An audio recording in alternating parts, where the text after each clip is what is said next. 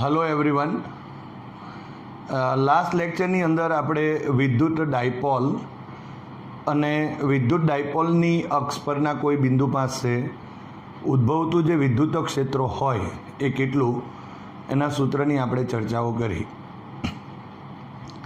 આજે આપણે વિદ્યુત ડાયપોલ જે છે એની વિષુવ રેખા પરના કોઈ બિંદુ પાસેનું વિદ્યુત ક્ષેત્ર કેટલું છે તે આપણે શોધીશું. પણ પહેલાં આપણે વિદ્યુત ડાયપોલ વિશે થોડી વાતો કરી લઈએ. આપણે જોયું કે વિદ્યુત ડાયપોલ એટલે શું, તો એકબીજાથી પરિમિત અંતરે રહેલા સમાન મૂલ્યના અને વિજાતીય વીજભારોથી બનતી જે રચના એને આપણે વિદ્યુત ડાયપોલ કહીએ છીએ. હવે અહીં આપણે જે ભણવાના છે કે આ જે ડાયપોલ છે એ ડાયપોલના લીધે એની વિષુવ રેખા પર, હવે વિષુવ રેખાનો મતલબ શું થશે કે જે ડાયપોલ છે એ ડાયપોલના લંબ દ્વિભાજકને આપણે વિષુવ રેખા તરીકે લઈશું. એનો અર્થ એવો થાય કે જે ડાયપોલ છે એ ડાયપોલનું જે કેન્દ્ર છે એ કેન્દ્રમાંથી પસાર થતી, એટલે કેન્દ્રમાંથી એ પસાર થતી હોય અને ડાયપોલની જે અક્ષ છે અથવા ડાયપોલ જે છે એને લંબ અક્ષ હોય તો તેને આપણે વિષુવ રેખા કહીશું. તો ફરી એકવાર કે જે વિષુવ રેખા એટલે જે ડાયપોલ જે છે તેના લંબ દ્વિભાજકને એટલે ડાયપોલના બે સરખા ભાગો કરશે અને સાથે સાથે એ લંબ પણ હોવું જોઈએ. એનો મતલબ કે ડાયપોલના કેન્દ્રમાંથી પસાર થતી જે લંબ અક્ષ એને આપણે વિષુવ રેખા કહીશું. અને એના ઉપર એ જે વિષુવ રેખા છે એના ઉપર કોઈ બિંદુ પાસે વિદ્યુત ક્ષેત્ર કેટલું હોય એના માટેનું આપણે સૂત્ર મેળવીએ. તો અહીં આજની જે થિયરી છે તે વિદ્યુત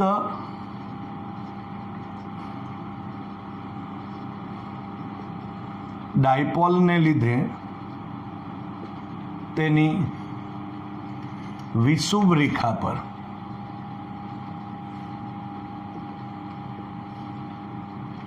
ના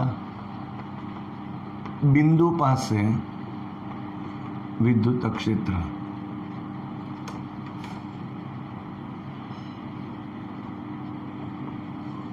તો અહીં આપણે પહેલાં ડાયપોલ દોરી દઈએ. અહીંયા તમે જોઈ શકો છો કે આ રીતે પરિમિત અંતર છે.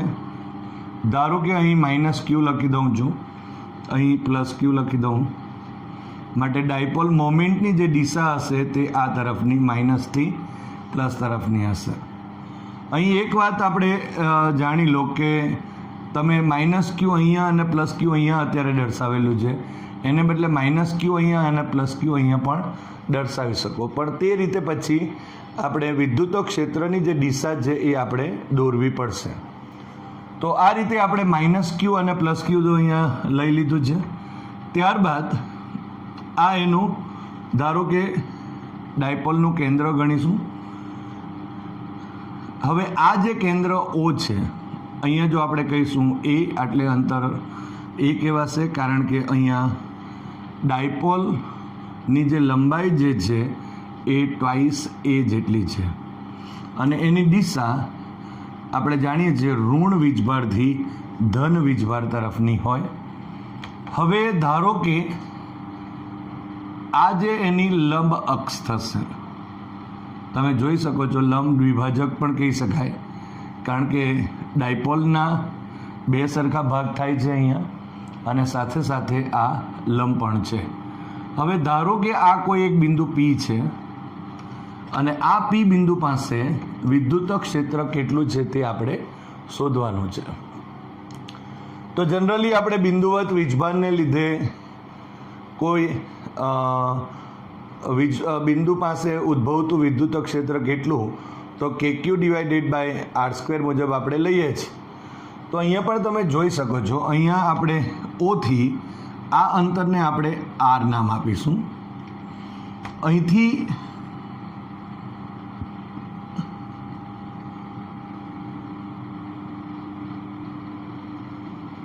આ જે અંતર છે એ પ્લસ ક્યુથી અંતર થયું અને અહીંયાથી આ જે અંતર છે એ માઇનસ ક્યુથી અંતર થશે. ધારો કે આના નામ આપી દો. પ્લસ ક્યુ જે છે ત્યાં એ લખો, અહીંયા બી લખો, કોઈ પણ નામ આપી શકો છો તમે. હવે જો જોઈ શકાય છે કે આ જે પ્લસ ક્યુ છે એના લીધે બિંદુ પી પાસે અહીંયા ક્ષેત્ર જે છે તે આ દિશામાં હશે. આને આપણે નામ આપીશું ઈ સદિશ પ્લસ ક્યુ કહીશું. એટલે પ્લસ ક્યુ વીજભારને લીધે અહીંયા વિદ્યુત ક્ષેત્ર બિંદુ પી પાસે એટલે આ દિશામાં થશે, બહારની તરફ. અહીંયા ઋણ છે માટે અહીંયા બિંદુ પી પાસે એ જે ક્ષેત્ર છે તે આ તરફ થશે. હવે બંનેના મૂલ્યો જે છે એ બંનેના મૂલ્યો સરખા જ થશે. કારણ અહીંયા માઇનસ ક્યુ લખી દો. કારણ એક જ થશે. જુઓ અહીંયા બંનેના મૂલ્યો તો સરખા છે એટલે કે ક્યુ સેમ રહેશે, પરંતુ એને અંતર બી સરખા. અહીંયા એથી પીનું અંતર, પીથી બીનું અંતર, આ બંને અંતર સરખા હશે. આપણે આ અંતર પણ મેળવી શકીએ. અહીંયા જો આપણા પાસે કાટકોણ ત્રિકોણ પી ઓ એ છે, ધારો કે આ જે ખૂણો છે એને આપણે થીટા લઈએ તો આ ખૂણો જે છે એ પણ થીટા થશે. અત્યારે જો આપણે અહીંયા વિચારીએ તો અહીંયા સબાચાની રીતનો ઉપયોગ આપણે કરી શકીએ. આ જે આપણે અહીં આકૃતિમાં દોરેલ છે એ પ્રમાણે, તો પરિણામી વિદ્યુત ક્ષેત્ર આ દિશામાં હશે. આ રીતે આપણે અહીં દોરી શકાય. તો વિદ્યુત ક્ષેત્રની જે દિશા છે એ આપણને અહીં ઈ, પરિણામી વિદ્યુત ક્ષેત્ર ઈ ની દિશા આ તરફની હશે. આ દેખાય છે. પરંતુ એ કેટલું હોય, કારણ કે આપણને ઈ પ્લસ જે ક્યુ છે એ પણ મેળવવાનું છે, અહીંયા ઈ માઇનસ ક્યુ છે એ પણ મેળવવું પડશે. એટલે આ બધી જ બાબતોને લઈ અને પછી પરિણામી શોધવું પડશે. બીજી એક વાત જો જોઈએ તો આ એક અત્યારે એ બી અને અહીંયા આ જે અત્યારે આ જે આપણા પાસે બે સમાંતર રેખાઓ કહેવાશે અને એની આ છેદિકા જો ગણીએ તો આ જો થીટા હોય તો આ પણ અહીંયા થીટા ગણાશે. બીજી એક વસ્તુ અહીંયા તમે જોઈ શકો છો, એક આ ઝેડ ઊંધો ઝેડ હોય તેવી રીતે છે.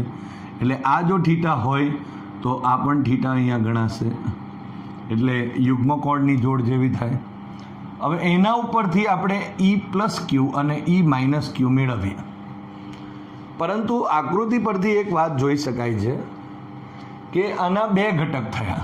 ધારો કે આપણે અહીંયા એક લીટી આ રીતે દોરી દઈએ તો એક આ દિશામાં ઘટક છે અને બીજો એક આ દિશામાં ઘટક છે. એ જ રીતે જો આ ઈ માઇનસ ક્યુ છે એના પણ બે ઘટક થશે. એક આ દિશામાં છે અને બીજો આ દિશામાં થશે. તો આ એક સદિશના માથા ઉપર બીજો સદિશ એટલે આ પરિણામી સદિશ મળે છે. એ રીતે આપણે દર્શાવી શકાય. તો એ કિંમતો કેટલી અને આ જવાબ જે મળે છે એમાં ઈ કેપિટલ ઈ કેટલો થઈ શકે એની આપણે ચર્ચા કરવાની છે. આપણે આકૃતિ ઉપરથી થોડીક આ રીતે જરાક મોટી આકૃતિ દોરી દઈએ. આ રીતે અહીંયા આપણે ઈ પ્લસ ક્યુ લખીએ. અહીંયા એક સદિશના ઉપર બીજો સદિશ છે એટલે થીટા છે. તો અહીંયા લખી શકાય કે આ ઈ પ્લસ ક્યુ અને કોસ થીટા છે આ દિશામાં, અને અહીંયા ઈ પ્લસ ક્યુ અને અહીંયા સાઇન થીટા આપણે લખી શકાશે. એ જ રીતે આના માટે પણ આપણે દર્શાવી દેવું હોય તો આ રીતે દર્શાવાશે.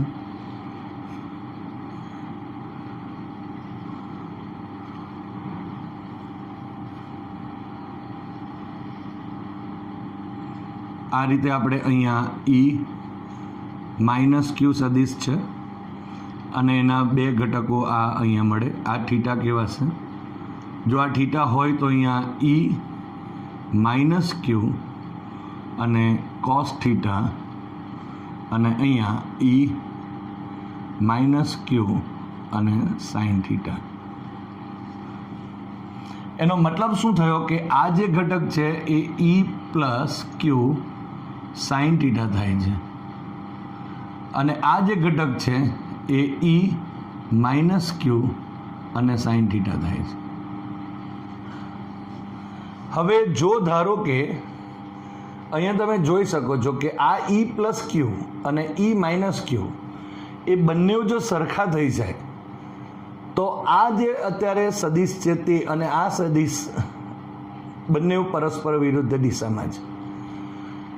એનો મતલબ કે આ બંને જે ઘટકો છે sine theta E plus q sine theta અને E minus q sine theta એ બંને ઘટકો એકબીજાની અસરને નાબૂદ કરશે જો બંનેના મૂલ્યો સમાન હોય તો.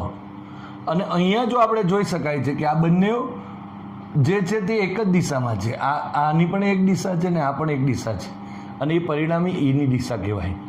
એટલે ટોટલ જો આપણે ઈ શોધવું છે તો આ બેનો શું કરવો પડશે? સદિશ સરવાળો કરવો પડશે. પણ તમે અહીંયા જોઈ શકો છો કે આ જે આકૃતિ છે એમાં બી થી એ તરફની દિશા એ સદિશ પીની દિશા છે. એટલે પીની જો દિશા આપણે વિચારીએ અહીંયા વિદ્યુત ડાયપોલ મોમેન્ટ તો આ તરફની છે. માટે આ ઈની દિશા એ આ ડાયપોલ મોમેન્ટની વિરુદ્ધ દિશામાં છે એમ કહેવાશે. તો સૌપ્રથમ તો પહેલાં શું કરવું પડશે કે અહીંયા આ જે આપણા પાસે E પ્લસ ક્યુ અને એ શોધવું પડશે. પણ એના માટે અંતર જોઈશે. આ જે અંતર એપી અંતર જે છે તે તો એ આકૃતિ પરથી આપણે મેળવી દઈએ. તો અહીંયા લખીશું આકૃતિ પરથી વર્ણન આપણે લખી શકીએ છીએ. અહીંયા આકૃતિ પરથી જો લખીએ તો ત્રિકોણ PO એમાં ખૂણો O is equal two 90 degree છે. માટે અહીંયા AP square is equal to અહીંયા AO સ્ક્વેર અથવા તો પહેલાં PB લખી દઈએ PO સ્ક્વેર લખીએ PO સ્ક્વેર લખીશું અને પ્લસ અહીંયા AO સ્ક્વેર થશે. સો ઇઝ ઇક્વલ ટુ અહીંયા R સ્ક્વેર અને પ્લસ A સ્ક્વેર અહીંયા એ છે AO અને OB એ બંને સરખા છે. ઓકે, સો આ AP square is equal to થશે. So AP is equal to અહીંયા R સ્ક્વેર પ્લસ A સ્ક્વેરનો રૂટ થશે. તો આ રીતે આપણને અહીં આ જે મળે છે તે અહીંયા under root R square plus A square થશે. એટલું જ અહીંયા પણ છે R square plus A square જેટલું થશે અને એનું રૂટ. તો આ અંતર આપણને અહીંયા AP અને આ PB આ બંને એક સરખા થયા. આકૃતિ પરથી આટલું દેખાય છે. હવે અંતર મળી ગયું. અહીંયા વીજભાર છે KQ ડિવાઇડેડ બાય આ અંતરનો વર્ગ કરી દઈએ એટલે આપણને E પ્લસ ક્યુ મળશે. તો અહીંયા લખી દઈએ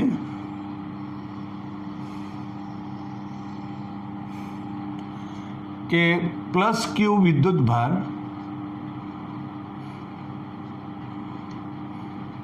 ને લીધે બિંદુ P પાસે વિદ્યુત ક્ષેત્ર તો એને આપણે નામ આપ્યું છે E plus Q is equal to KQ અને divided by R square. R square means આનો વર્ગ થશે એટલે અહીંયા લખાશે under root R square plus A square અને એનો વર્ગ થયો. માટે અહીંયા E plus Q is equal to અહીં KQ divided by R square plus A square થશે. કારણ કે અહીંયા વર્ગમૂળ અને આ વર્ગ છે એટલે કેન્સલ આઉટ થશે. અને આ જે સૂત્ર મળે છે આ સમીકરણ નંબર ધારો કે આને 1 કહી દઉં અને આની દિશા જો કહીએ તો આ જે દિશા જે છે એ તમે જોઈ શકો છો A થી P તરફની દિશામાં છે. A થી P તરફની દિશામાં. અહીંયા આપણે જો સિમ્બોલ ના આપેલા હોય તો અહીંયા લખી શકાય પ્લસ ક્યુ વિદ્યુત ભારથી P તરફની દિશામાં હશે. હવે એ જ રીતે આપણે માઇનસ ક્યુ માટે લખીએ તો માઇનસ ક્યુ વિદ્યુત ભાર ને લીધે બિંદુ P પાસે વિદ્યુત ક્ષેત્ર, જો વિદ્યુત ક્ષેત્ર લખીએ તો E minus q is equal to k q divided by R square plus a સ્ક્વેરનો રૂટ અને એનો વર્ગ થયો. So E minus q is equal to અહીં k q divided by R square plus A square થશે. આ વર્ગમૂળ અને વર્ગ કેન્સલ આઉટ થશે અને અહીંયા આને સમીકરણ નંબર આપણે 2 આપી દઈએ. જો સમીકરણ નંબર 2 લખીએ અને એની દિશા જો આપણે જોઈ શકીએ છીએ અહીંયા કે P થી B તરફની દિશા છે અથવા તો P થી માઇનસ ક્યુ તરફની દિશામાં હોય તો અહીંયા લખીશું P થી B તરફની દિશામાં.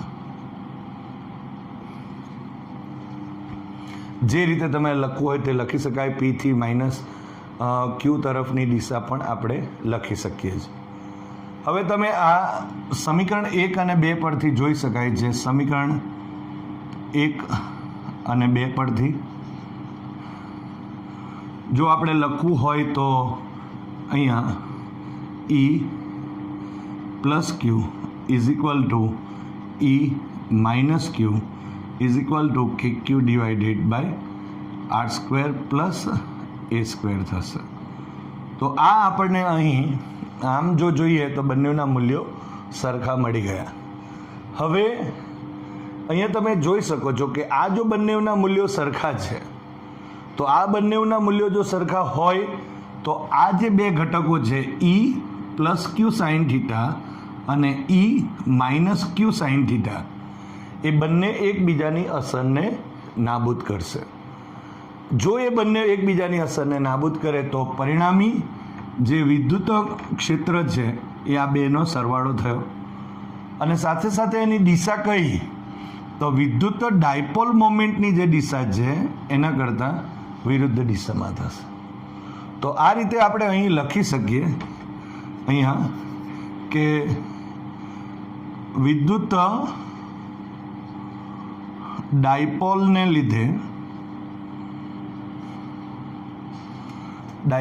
લીધે તેની વિષુવ રેખા પરના બિંદુ P પાસે હવે પરિણામી લખીશું તો પરિણામી વિદ્યુત ક્ષેત્ર. પરિણામી વિદ્યુત ક્ષેત્ર એને આપણે નામ આપીએ E સદિશ is equal to E plus q cos theta અને પ્લસ E માઇનસ ક્યુ કોસ થીટા. આ એનું મૂલ્ય થયું અને એની દિશા જો લઈએ તો અહીંયા P કેરેટ અને જવાબ કેવો લખવો પડશે માઇનસ, કારણ કે આની વિરુદ્ધ દિશામાં છે. એટલે અહીંયા જો લખીએ તો E plus q cos theta plus E minus q અને કોસ થીટા અને P કેરેટ થશે. હવે આ બંનેના મૂલ્યો સરખા છે તો એ આપણે અહીં લખી શકાય 1 અને 2 બે વખત આ થશે તો અહીંયા લખી શકીએ. સો E is equal two -2 times આપણે E પ્લસ ક્યુ લખો કે માઇનસ ક્યુ લખો બંને સેમ જ છે અને અહીંયા કોસ થીટા થશે અને P કેરેટ થાય. તો આ જે આપણને ઇક્વેશન મળે છે આ ઇક્વેશનની અંદર આપણે જોઈ શકાય છે અહીંયા સમીકરણ નંબર આ 3 આપી દઉં અને આ જે સમીકરણ છે એમાં E પ્લસ ક્યુની કિંમત કે ક્યુ બાય આ તો છે જ પણ સાથે સાથે આપણે કોસ થીટા પણ અહીંયા શોધવું પડશે. તો એ જે કોસ થીટા છે એની કિંમત આપણે આકૃતિ પરથી મેળવી લઈએ અને ત્યારબાદ આપણે આ જે કિંમત છે આમાં એડ કરી દઈએ. તો સમીકરણ અહીંયા કોસ થીટા પહેલાં મેળવીએ, કિંમતો આમાં એડ કરીએ અને જે કોઈ બી આપણને જવાબ મળે તે આપણા પાસે ડાયપોલને લીધે તેની વિષુવ રેખા જે છે એના કોઈ બિંદુ પાસેનું વિદ્યુત ક્ષેત્ર મળી જશે, પરિણામી વિદ્યુત ક્ષેત્ર. તો એ આપણે મેળવીએ. હવે આપણે અહીં -2e+q અને cos થીટાની કિંમત એડ કરી દઈએ. પણ તે પહેલાં cos થીટા આકૃતિ પરથી મળશે. આકૃતિ પરથી હવે આ ત્રિકોણ PO અને A જોઈએ. તો ત્રિકોણ PO એમાં ખૂણો O = 90 ડિગ્રી માટે cos થીટા એટલે પાસેની બાજુ અને ભાગ્યા કર્ણ થશે. એટલે અહીંયા AO ડિવાઇડેડ બાય AP. સો અહીંયા cos થીટા AO A અને ડિવાઇડેડ બાય AP આપણે r² + a² થશે. હવે આ જે અંડરરૂટ લખેલું છે એને આ રીતે પણ લખી શકીએ આપણે. cos થીટા A કૌંસમાં અહીંયા r² + a² /1/2 આ રીતે પણ આપણે લખી શકીએ. તો આ સમીકરણ નંબર અહીંયા 4 મળે છે. તો સમીકરણ નંબર 3 અને 4ની કિંમત આપણે એડ કરી દઈએ અને આ પણ E+Q પણ લખી દઈએ. તો અહીં લખીશું સમીકરણ નંબર 3 અને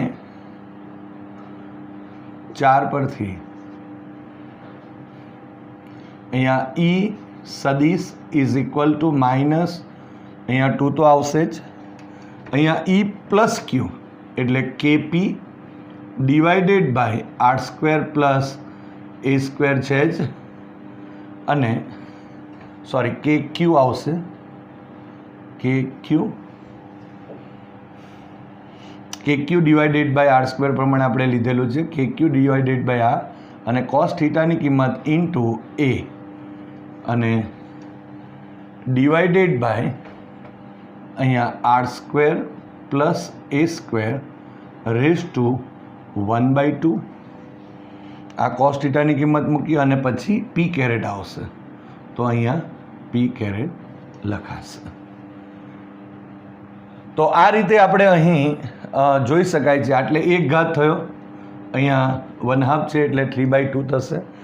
આધાર સરખા, ઘાતાંકનો સરવાળો તો 1 + 1/2 એટલે 3/2 થશે. અને અહીં આ q × 2a લખીશું. સો E = -k.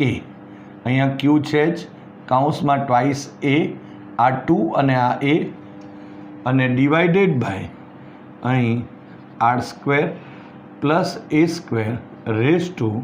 અહીંયા 3/2 થશે. અને p કેરેટ તો ખરું જ.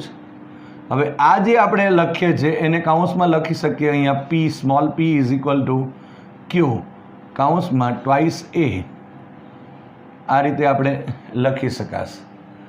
કારણ કે વિદ્યુત ડાયપોલ મોમેન્ટ એટલે q કૌંસમાં 2a.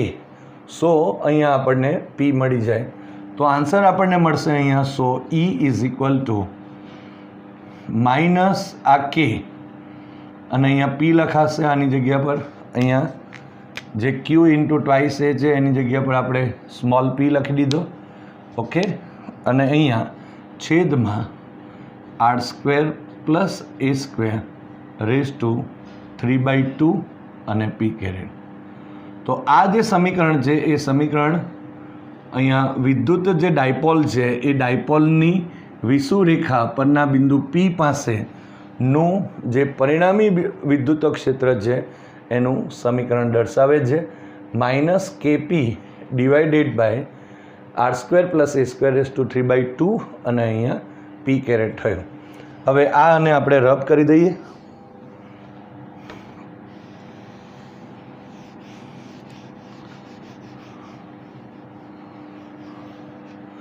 હવે એક વાત બીજી સમજી લઈએ. હવે આ કિંમત કેવી છે કે અહીંયા એની કિંમત અને આરની કિંમત અહીંયા પ્રમાણમાં નાની છે. પરંતુ આપણે એવું વિચારી શકીએ કે આ આર જે છે એની કિંમત ઘણી જ મોટી છે, દૂર છે એકદમ. એટલે આર ઇઝ ગ્રેટર આર એ છે આર ઇઝ ગ્રેટર આ એ છે, આ એ, તો ત્યારે શું, ત્યારે આપણે આ સમીકરણને કેવી રીતે લખી શકીશું?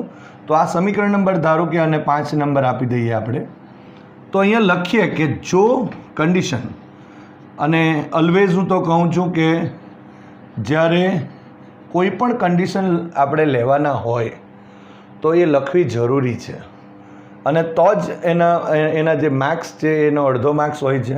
કારણ કે આપણે કોઈ વસ્તુ ઉમેરતા હોઈએ છીએ, કોઈ વસ્તુ આપણે અવગણીએ છીએ, તો એ વસ્તુ જરૂરી છે કે તમારે લખવું જ પડે.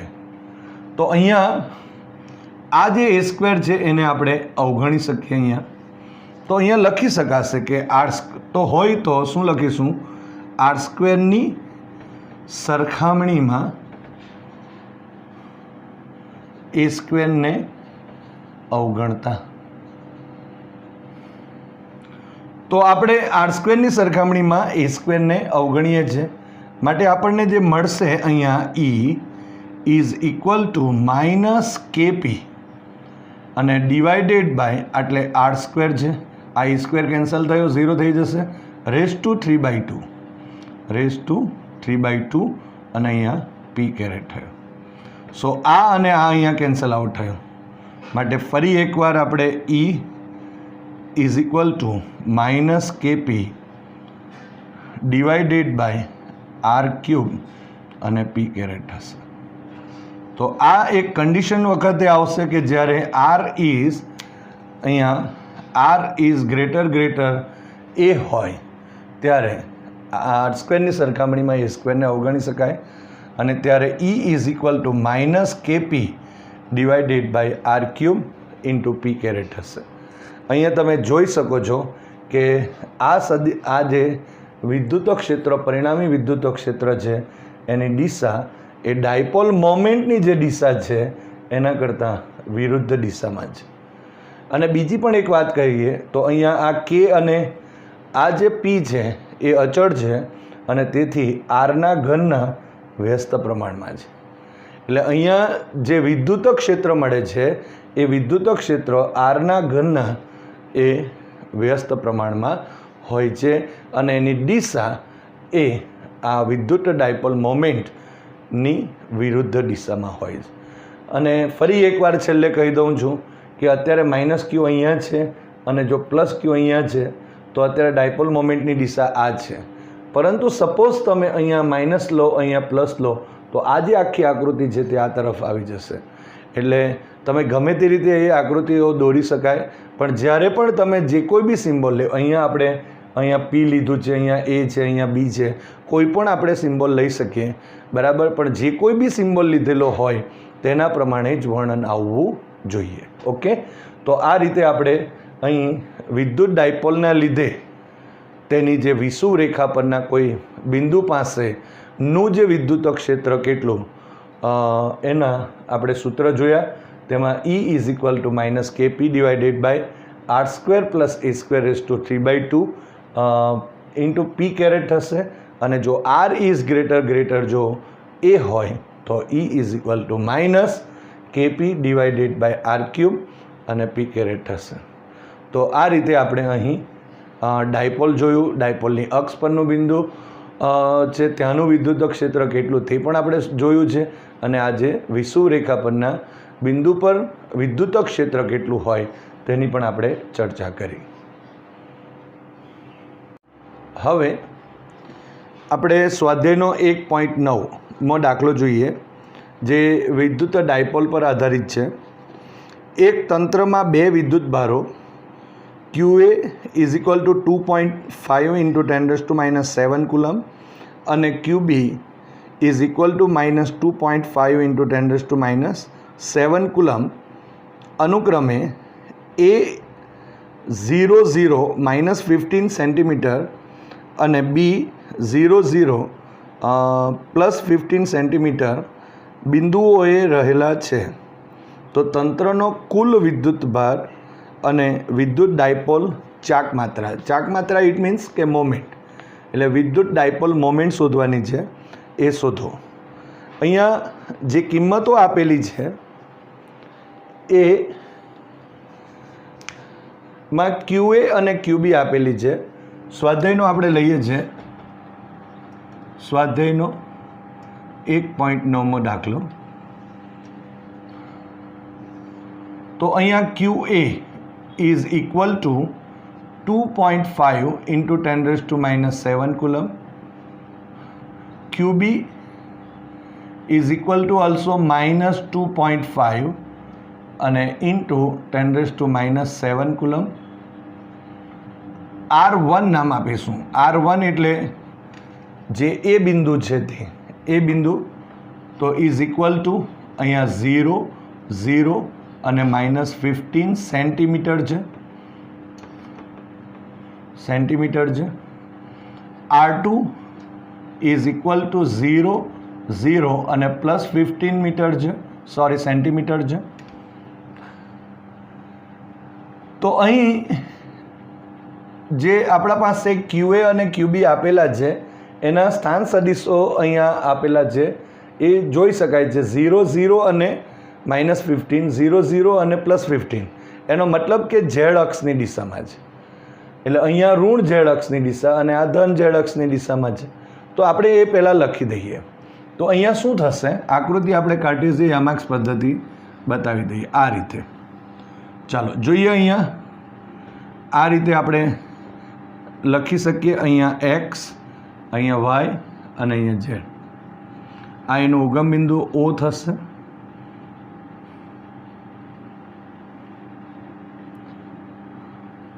આ z ડેશ નામ આપી દઈએ. અહીંયા ધારો કે એ બિંદુ છે એ 0 0 અને -15 છે, જેને આપણે અહીં R1 સદિશ લખેલું છે. હવે એટલું જ અંતર ઉપર 15. આ B આપેલ છે અહીંયા 0 0 અને 15 ઇઝ ઇક્વલ ટુ આપણે એને નામ આપીશું R2. આ જે આપણા પાસે QB નામ આપીએ અને અહીંયા QA છે. આ જે વીજભાર છે એ ઋણ વીજભાર છે. અહીંયા ઋણ વીજભાર છે અને અહીંયા ધન વીજભાર છે. જોઈ શકાય છે આ ધન છે અને આ ઋણ છે. માટે અત્યારે જો આપણે ડાયપોલ મોમેન્ટની જો દિશા વિચારીએ તો ડાયપોલ મોમેન્ટની દિશા અત્યારે આ B થી A તરફની થશે, આ તરફની, ઋણ વીજભારથી ધન વીજભાર. અને આ જે છે તે અહીંયા A અને અહીંયા A થશે. ઇટ મીન્સ કે અહીંયા આ B થી અહીંયા A સુધીનું જે ડિસ્ટન્સ છે આ એ ટ્વાઇસ A જેટલું થશે. આ રીતે અહીંયા. તો અહીંયા તો આપણને આપેલું શું છે, R1 આપેલું છે અહીંયાથી આ, અને R2 આપેલું છે, અને ડિસ્ટન્સ આપણને અહીંયા 2R આપેલું નથી, કારણ કે ડાયપોલ મોમેન્ટ છે એટલે Q × ટ્વાઇસ A શોધવું પડશે. તો પહેલાં તો આપણે એક કામ કરીશું અહીંયા કે એનો કુલ વિદ્યુત ભાર, તંત્રનો કુલ વિદ્યુત ભાર, જો વિદ્યુત ડાયપોલ હશે તો આપણે જાણીએ છીએ એ તંત્રનો કુલ વિદ્યુત ભાર જો આપણે કહીએ તો તે 0 થાય. અને અહીંયા દેખાય છે કે 2.5 × 10⁻⁷ કુલમ છે અને અહીંયા માઇનસ છે, તો પ્લસ ઓર માઇનસ થશે એટલે 0 થઈ જશે. એટલે અહીંયા લખીશું પહેલો સવાલ જે છે કે તંત્રનો કુલ વિદ્યુત ભાર. જો કુલ વિદ્યુત ભાર લખીએ, ધારો કે એને Q નામ આપી દઈએ તો QA + QB. So is equal two QA એટલે પ્લસ છે 2.5 × 10⁻⁷ અને -2.5 × 10⁻⁷. સો Q ઇઝ ઇક્વલ ટુ 0 થશે. તો આ રીતે Q ઇઝ ઇક્વલ ટુ આપણને અહીં 0 મળે છે. હવે ડાયપોલ મોમેન્ટ શોધીશું, પણ તેના માટે પહેલાં ટ્વાઇસ A શોધવું પડશે.